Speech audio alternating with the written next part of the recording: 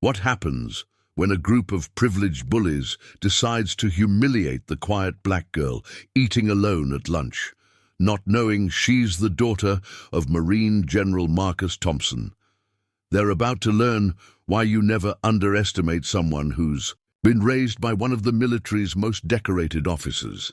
Zara Thompson had perfected the art of being invisible. Walking through the hallways of Westfield Preparatory Academy, she kept her head down, earbuds in, avoiding eye contact with the sea of designer uniforms and entitled smirks that surrounded her daily.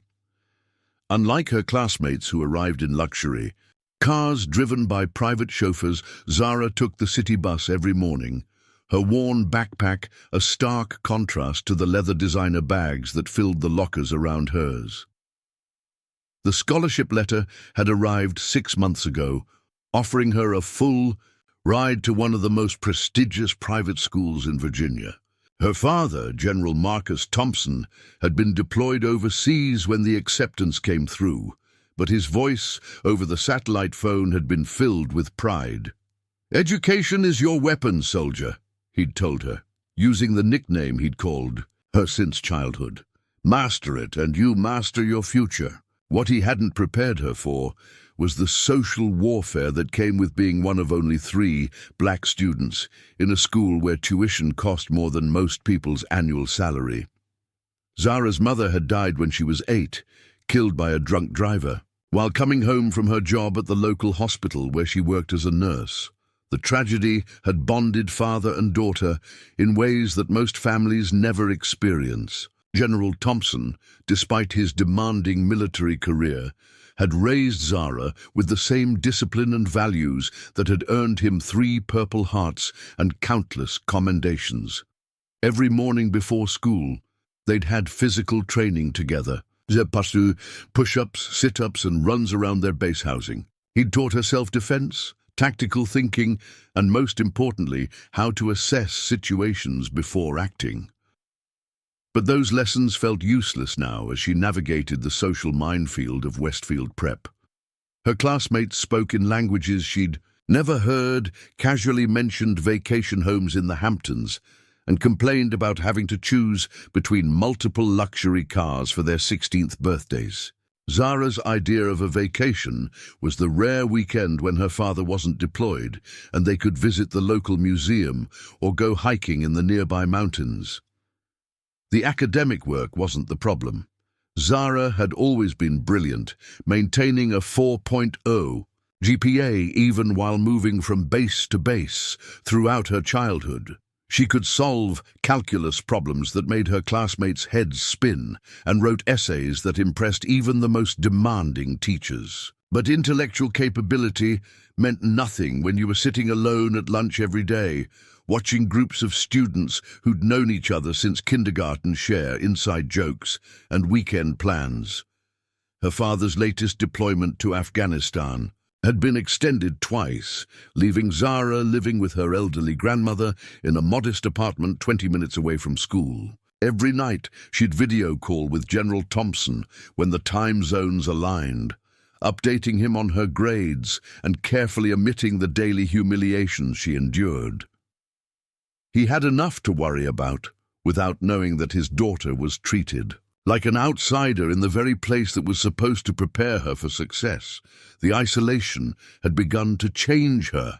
The confident, outspoken girl who used to debate politics with her father over dinner had gradually retreated into herself. She'd stopped raising her hand in class, even when she knew the answers. She'd started eating lunch in the library instead of the cafeteria, claiming she needed to study. The fire that General Thompson had always admired in his daughter was slowly being extinguished by the daily grind of feeling like she didn't belong. What her classmates didn't know was that Zara Thompson had been raised by a man who'd led troops through some of the most dangerous missions in modern military history. They didn't know that she could disassemble and reassemble a radio in under 2 minutes, navigate using only the stars, or remain calm under pressure in ways that would put most adults to shame. They saw only what they wanted to see: a scholarship, student who didn't fit their definition of what belonged at Westfield Prep. The breaking point was coming, though none of them could have predicted it. Because while Zara had learned to hide her pain and endure their indifference, she'd also inherited something else from her father, an unwavering sense of justice and the tactical skills to back it up when pushed too far. The call came on a Tuesday evening while Zara was struggling through her advanced placement chemistry homework at her grandmother's kitchen table.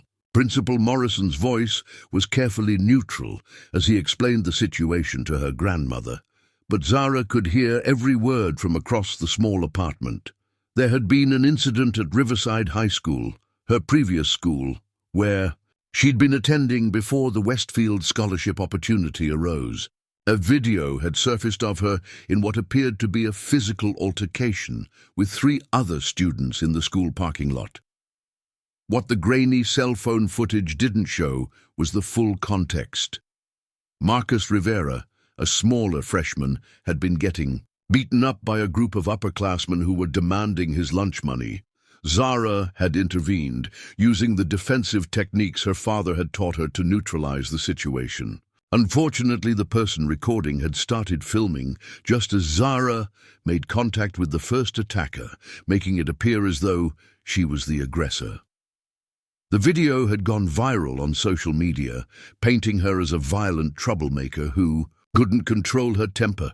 Riverside High's zero-tolerance policy meant automatic expulsion, regardless of the circumstances. The school board had voted unanimously to permanently remove her from their district, citing concerns about liability and maintaining a safe learning environment. Appeals had been filed and rejected. Character witnesses had testified on her behalf, including Marcus Rivera himself, but the decision stood firm. One viral video had effectively ended her chances of graduating from a traditional public school. The scholarship to Westfield Prep had been her salvation, arriving just weeks after the expulsion. The admissions board had been impressed by her academic record and her father's military service, but they'd also made their expectations crystal clear during the acceptance interview. Mrs. Catherine Hartwell, the stern-faced admissions director, had leaned forward across her mahogany desk and delivered the warning that still echoed in Zara's mind. "Miss Thompson, we're giving you an opportunity that few students receive. Westfield Preparatory Academy has maintained its reputation for academic excellence and disciplined behavior for over a century. We have zero tolerance for violence, disruption, or any behavior that reflects poorly on our institution. Your father's distinguished service record and your impressive academic achievements have earned you this chance, but it comes with conditions." The conditions were extensive and humiliating. Zara would be on academic and behavioral probation for her entire first year. Any incident, no matter how minor, would result in immediate expulsion with no possibility of appeal.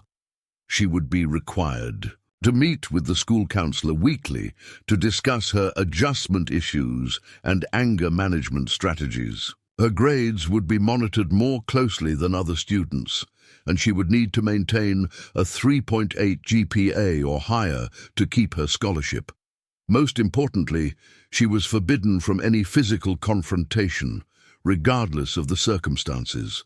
The document she'd been forced to sign explicitly stated that she could not defend herself or others using physical force, even in cases of bullying or harassment. Self-defense was not considered a valid excuse under Westfield's policies, and any violation would result in immediate dismissal and potential criminal charges. General Thompson had been furious when he learned about the conditions during their video call from his base in Kandahar. His weathered face had tightened with anger as he read through the probation agreement. His jaw clenching in the way Zara recognized meant he was fighting to control his temper. "This is not justice, soldier," he told her, his voice low and dangerous. "This is discrimination wrapped in legal language." But they both knew there were no other options. The public school system had blacklisted her, and private schools were prohibitively expensive without a scholarship. Westfield Prep represented her only chance at getting the education she needed to pursue her dream of becoming a military engineer like her father. She would have to endure whatever came her way, keeping her head down and her hands to herself no matter what happened. The weight of that promise felt heavier each day as she walked through Westfield's pristine hallways, surrounded by students who would never face such restrictions or scrutiny. Every interaction was a potential trap, every moment of frustration a risk to her future. The girl who had once stood up for others was now forced to become a silent observer, watching injustice unfold around her while her hands remained tied by legal documents and institutional policies. Her grandmother had tried to comfort her that first night, stroking her hair as Zara cried into her pillow, "Sometimes, baby girl, we have to be stronger than we think we can be. Your daddy didn't become a general by giving up when things got hard. You got his backbone, and you got your mama's heart. That combination is going to take you places these privileged children can't even imagine." But strength felt like a luxury she couldn't afford when survival required invisibility, and her heart felt like a liability in a place where showing emotion was seen as weakness. The cafeteria at Westfield Prep was a carefully orchestrated social hierarchy made visible. Round tables were arranged in invisible territories, the athletes claiming the windows overlooking the tennis courts, the theater kids gathering near the stage area, and the academic elite positioning themselves closest to where teachers occasionally walked through. Zara had learned to navigate this landscape by claiming a small rectangular table in the far corner, usually reserved for staff but abandoned during lunch periods. She'd developed a routine over the past 3 months.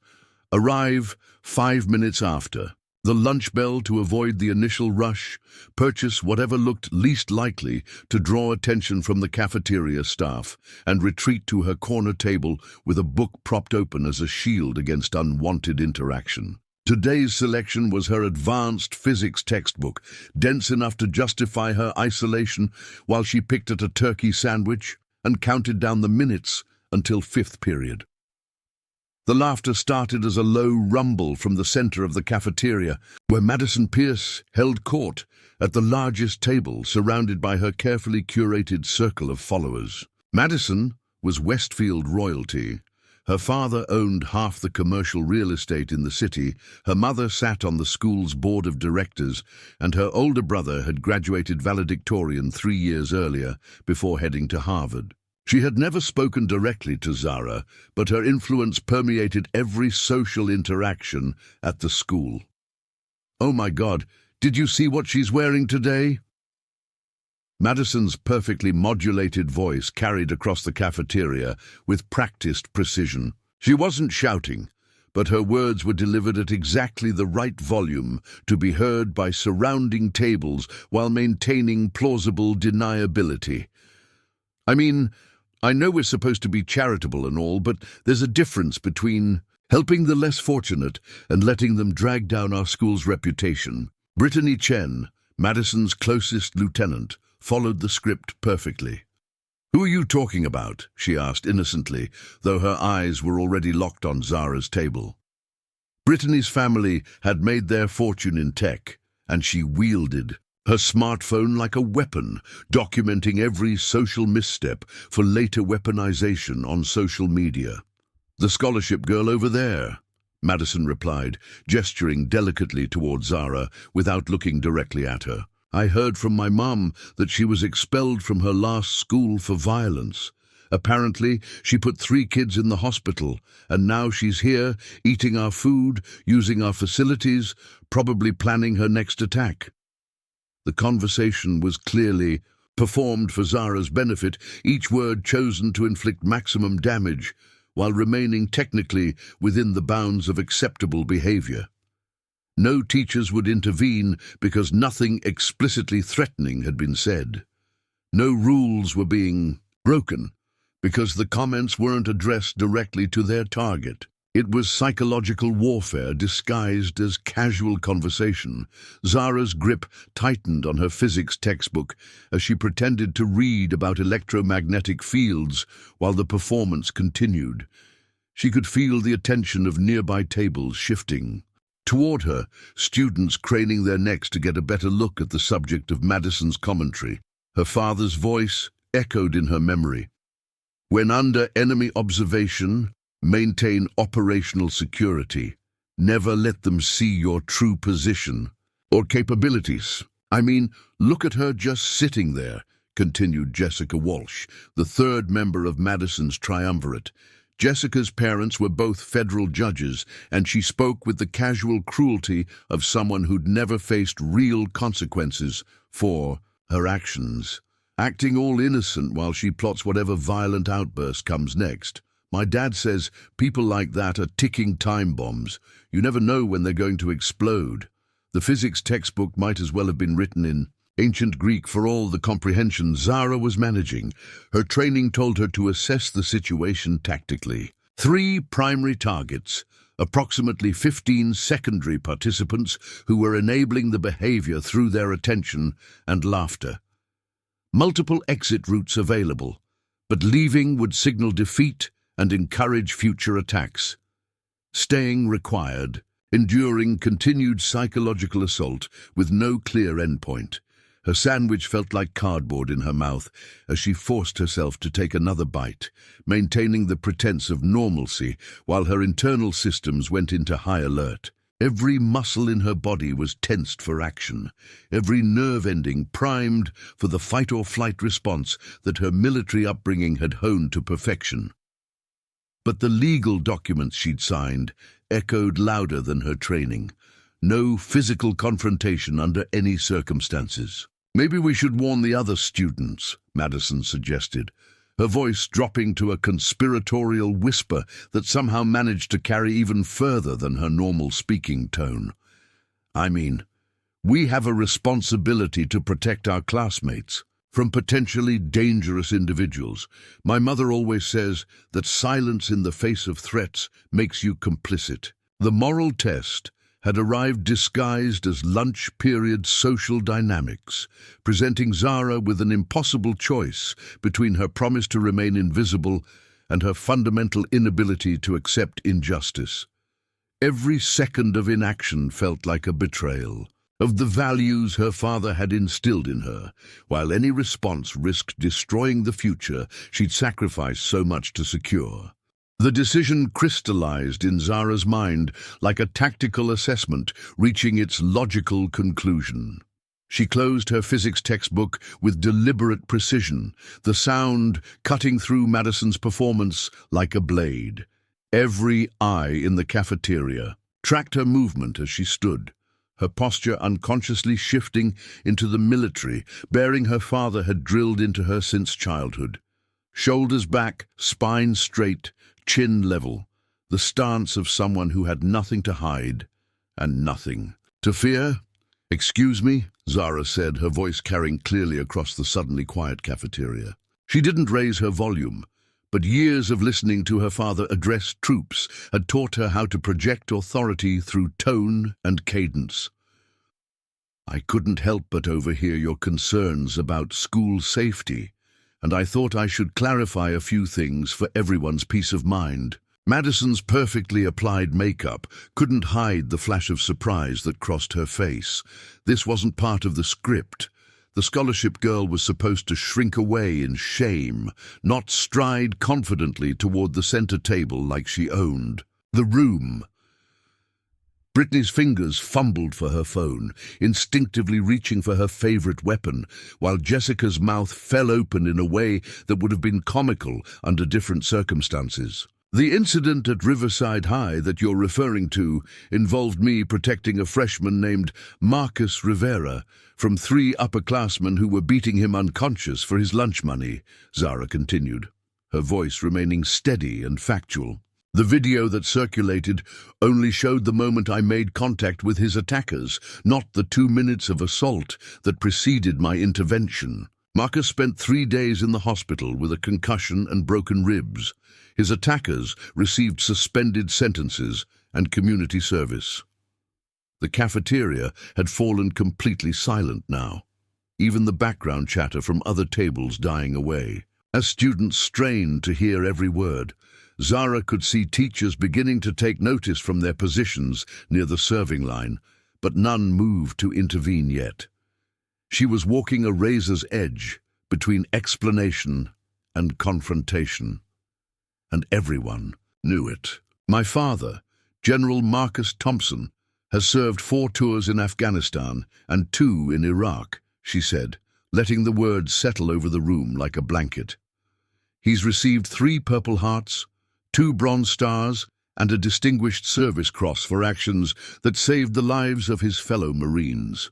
He raised me to believe that standing by while others are harmed makes you complicit in their suffering, that protecting those who can't protect themselves isn't optional. It's a moral imperative. Madison's face had gone pale beneath her foundation, but her pride wouldn't let her back down completely. "That's a very touching story," she said, her voice lacking its earlier confidence, "but it doesn't change the fact that you were expelled for violence. Actions have consequences, regardless of your father's military record." "You're absolutely right," Zara agreed, surprising everyone, including herself. "Actions do have consequences. Marcus Rivera graduated as valedictorian last year and received a full scholarship to MIT. His attackers were arrested again 6 months later for armed robbery.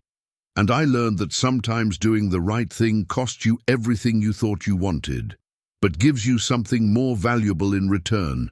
The ability to sleep at night, knowing you didn't abandon your principles when it mattered most." The silence stretched for what felt like hours, but was probably only seconds. Then from a table near the window someone started clapping. Slowly, tentatively, but with genuine appreciation. The applause came from David Kim, a quiet junior, who'd been at Westfield since kindergarten, but had never quite fit into any of the established social circles. Within moments, others joined in. Not the popular crowd, but the students who'd been invisible, who'd sat quietly while Madison's circle dominated every social space.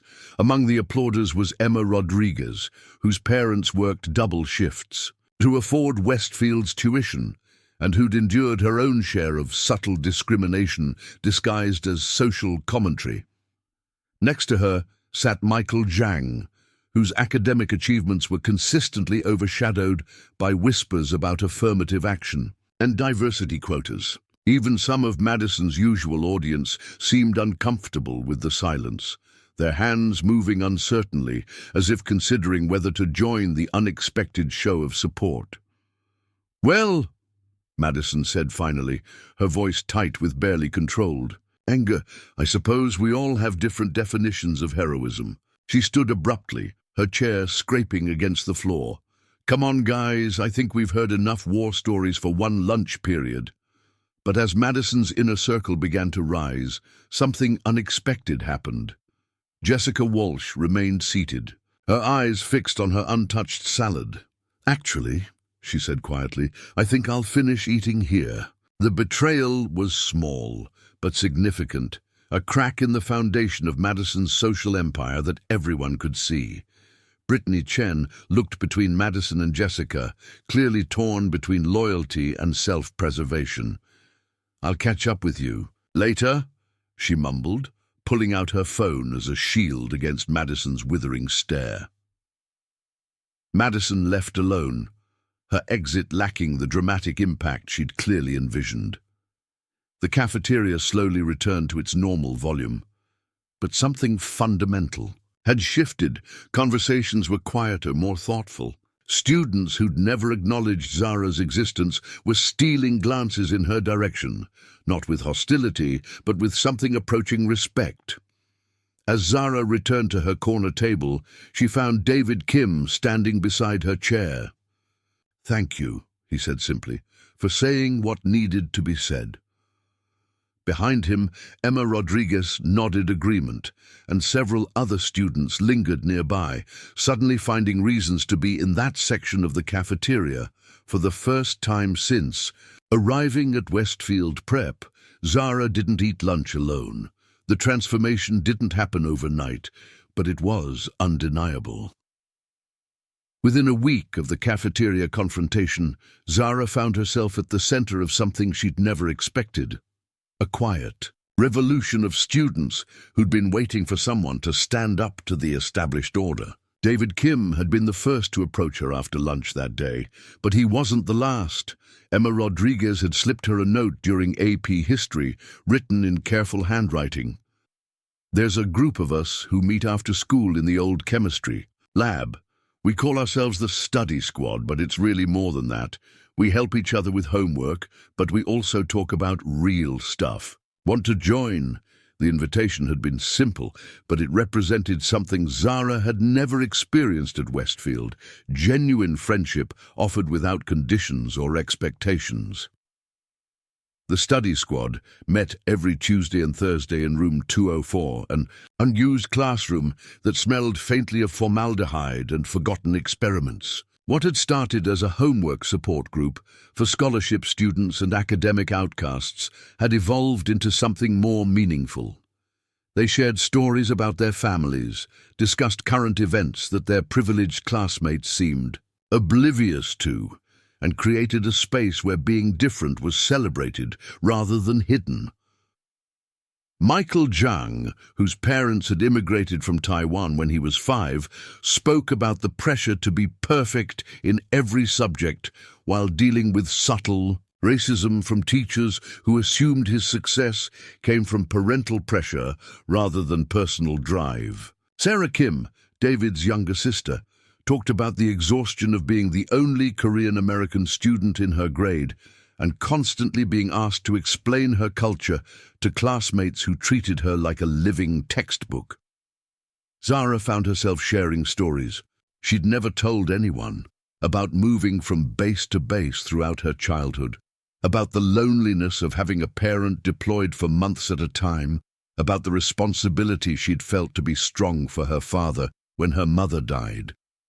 The group listened without judgment, offering support and understanding that she'd never found elsewhere. But it was during their third meeting that something unexpected happened. Marcus Santos, a sophomore who'd been struggling with advanced algebra, had broken down in frustration over a problem set that seemed impossible to solve. "I'm going to fail this class," he said, tears streaming down his face. "My parents work 16-hour days cleaning office buildings so I can come here, and I'm going to let them down because I can't understand freaking quadratic equations." Without thinking, Zara had moved to sit beside him, pulling out a fresh sheet of paper. "Okay, let's break this down step by step," she said, her voice taking on the patient tone her father used when teaching her new skills. "Math is like tactics. You need to understand the terrain before you can plan your approach." What followed was the most natural teaching experience of her life. Zara found herself explaining complex mathematical concepts using military analogies that somehow made perfect sense to Marcus. Variables became enemy positions that needed to be isolated and eliminated. Equations became battle plans where each step had to be executed in precise order to achieve the objective. Within an hour, Marcus was solving problems independently, his confidence growing with each successful calculation. "You're an amazing teacher," he said, his earlier frustration replaced by genuine excitement. "Could you help me with tomorrow's homework too?" Word spread quickly through the underground network of struggling students. By the following week, Zara was tutoring 6 different students in subjects ranging from calculus to chemistry. She discovered that her military upbringing had given her unique ways of explaining difficult concepts, breaking complex problems into manageable tactical objectives, using systematic approaches that her father had taught her for everything, from field navigation to equipment maintenance. The tutoring sessions became legendary among the study squad. Zara would arrive with her worn backpack full of extra pencils, graph paper, and homemade study guides that she created using skills her father had taught her for mission planning. She approached each student's learning challenges like a strategic problem to be solved, identifying their strengths and weaknesses, then developing customized approaches that worked with their individual learning styles. Emma Rodriguez, who'd been struggling with AP chemistry, found that Zara's military precision made chemical equations feel like orderly formations rather than chaotic jumbles of symbols. David Kim discovered that his writing improved dramatically when Zara taught him to structure essays like military briefings, clear objectives, supporting evidence, and decisive conclusions. But perhaps the most significant change was in Zara herself. The girl who'd spent months hiding in corners and avoiding eye contact was now confidently leading study sessions, mediating disputes between group members, and organizing their activities with the efficiency of a seasoned officer. Her natural leadership abilities, suppressed by months of enforced invisibility, were finally being allowed to flourish. The transformation wasn't limited to academics. When Sarah Kim was being harassed by older students who made mocking comments about her packed lunches, Zara organized a cultural food day where every study squad member brought traditional dishes from their families. The event drew curious students from across the school, turning potential mockery into celebration and education. When Michael Zhang was excluded from a group project because his assigned partners assumed he would do all the work himself, Zara helped him document the situation and present a formal complaint to the administration that resulted in policy changes about group assignment procedures. Her father noticed the change during their weekly video calls. "You look different." "Soldier," he observed one evening, his weathered face creasing into a rare smile. "More like the daughter I raised, and less like someone trying to disappear." "I found my unit, Dad," Zara replied, surprising herself with the military terminology that felt perfectly natural. "Turns out I was never meant to operate alone." General Thompson's expression grew serious. "Good soldiers know that individual strength means nothing without unit cohesion. But remember, with leadership comes responsibility.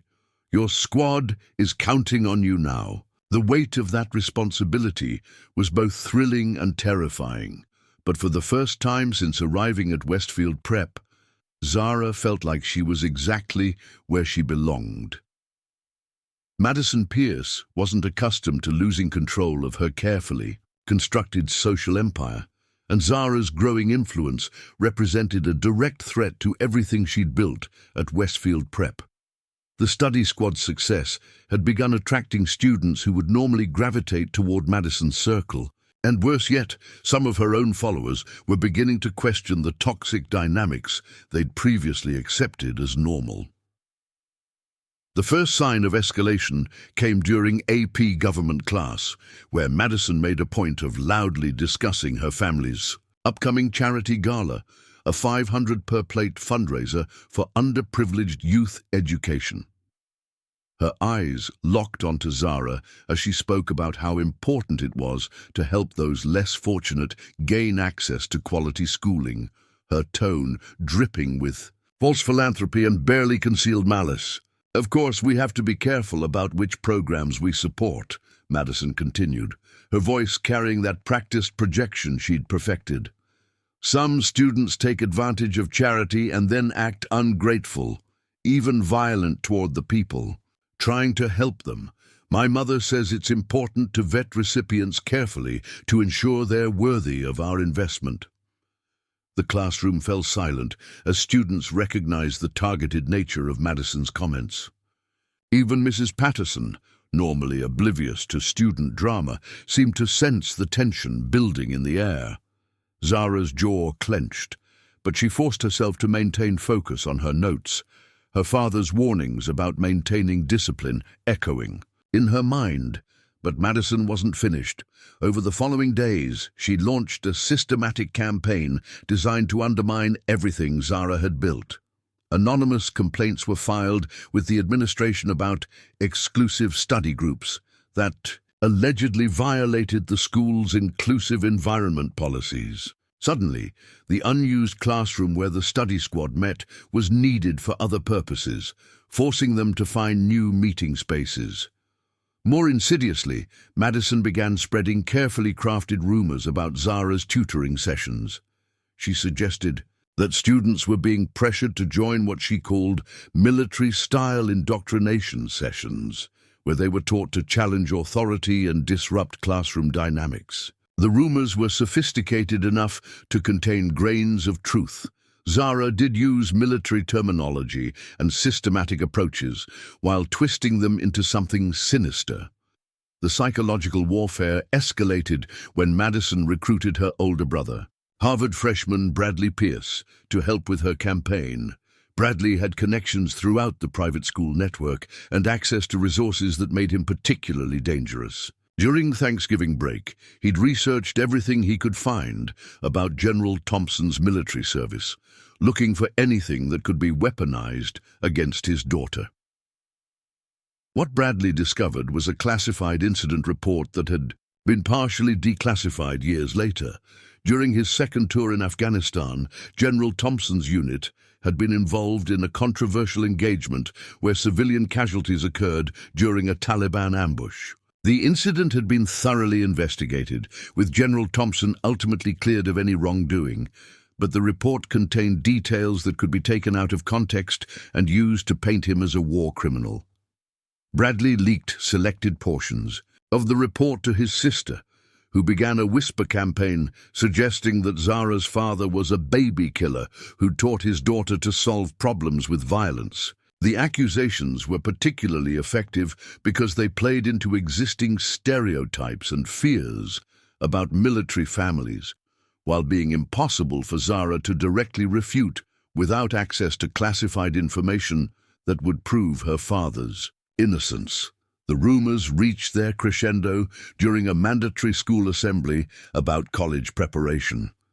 As students filed into the auditorium, Zara noticed groups clustered together, whispering and pointing in her direction. The hostility she'd worked so hard to overcome was returning with interest, amplified by Madison's strategic manipulation of half-truths and carefully planted suggestions. Even some members of the study squad began to distance themselves, uncertain whether the benefits of Zara's friendship were worth the social costs Madison was imposing. Emma Rodriguez stopped making eye contact during their shared classes, while David Kim found excuses to avoid their usual tutoring sessions. The isolation Zara had fought so hard to escape was closing in around her once again. The breaking point came when Principal Morrison called Zara into his office for what he termed a wellness check. The meeting had clearly been prompted by Madison's family's influence, with carefully worded concerns about Zara's adjustment challenges and the disruptive influence she was allegedly having on other students. The principal's questions were designed to sound supportive while actually building a case for potential disciplinary action. "Miss Thompson, we've received several reports about your after-school activities," Principal Morrison said, his tone professionally neutral but unmistakably threatening. "Some parents have expressed concern that you're organizing students in ways that could be seen as divisive or potentially harmful to our school community." The accusations were vague enough to be impossible to directly refute, while serious enough to justify administrative intervention. Zara recognized the trap immediately. Any defense she offered could be twisted into evidence of defiance or aggression, while silence would be interpreted as admission of guilt. "I'm simply helping classmates with their homework, sir," she replied. Carefully, maintaining the respectful tone her father had taught her for dealing with superior officers. Academic support and study groups are encouraged activities according to the student handbook.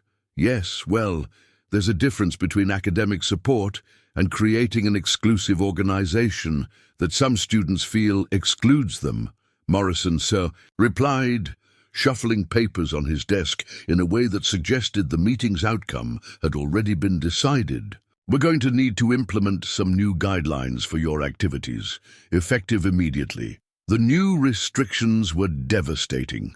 Zara could no longer organize group study sessions, was prohibited from tutoring more than one student at a time, and required prior administrative approval for any after-school activities. Most crucially, she was forbidden from discussing her father's military service or using any military-themed language in her interactions with other students.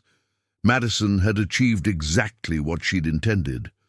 Zara's growing influence was effectively neutralized, her support network dismantled, and her identity as her father's daughter weaponized against her. The girl who'd stood up to bullies and built bridges between different student groups was once again isolated, constrained by institutional policies that favored the status quo over justice. As Zara walked through the hallways that afternoon, she could feel the weight of eyes upon her, but now they carried suspicion rather than respect. Madison's campaign had been masterfully executed, turning Zara's greatest strengths into apparent weaknesses and her proudest accomplishments into sources of shame. But what Madison hadn't counted on was that General Thompson's daughter had been trained to recognize when tactical retreat was necessary to preserve forces for a more decisive engagement. Sometimes the most important battles required patience, preparation, and the wisdom to choose your moment carefully. The real war was just beginning. What happens when someone pushes a Marine's daughter too far? The explosive confrontation that follows will shock you and prove that some lines should never be crossed. Don't miss the incredible conclusion to Zara's story. Hit that subscribe button and ring the notification bell so you never miss our most powerful stories of justice, courage, and standing up for what's right. Comment below, have you ever witnessed someone underestimate the wrong person? Share your story with our community.